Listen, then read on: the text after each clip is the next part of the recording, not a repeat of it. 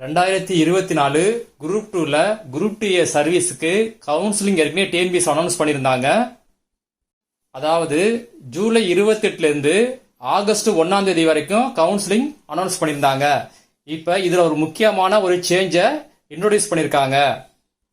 அதாவது உங்கள் counselling மெமோவில் major என் அப்படின்னு போட்டு ஒரு நம்பர் கொடுத்துருப்பாங்க. அந்த டேபிளில் தான் உங்கள் சர்டிஃபிகேட்லாம் வெரிஃபிகேஷன் பண்ணுவாங்க. இப்போ என்ன பண்ணியிருக்காங்க அப்படின்னா அதை ரிவைஸ் பண்ணியிருக்காங்க. உங்களுக்கு ஏற்கனவே இருந்த மேஜர் எண் அதாவது டேபிள் நம்பர் இப்போ ரிவைஸ் பண்ணி வேற டேபிள் நம்பர் கொடுத்துருக்காங்க.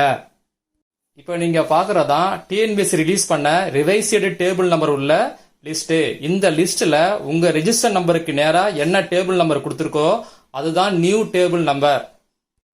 கவுன்சிலிங் அன்னைக்கு இந்த ரிவைஸ்டு டேபிள் நம்பரில் தான் நீங்கள் உட்காரணும். உங்கள் சர்டிஃபிகேட்லாம் அங்கே தான் செக் பண்ணுவாங்க. இதோட லிங்கை வீடியோ டிஸ்கிரிப்ஷனில் கொடுத்துருக்கேன், ஒரு தடவை செக் பண்ணி பார்த்துங்க.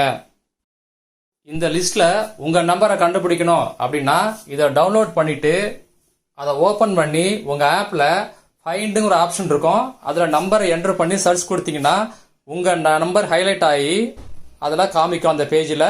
அதில் உங்கள் டேபிள் நம்பரை நீங்கள் கண்டுபிடிச்சிக்கலாம்.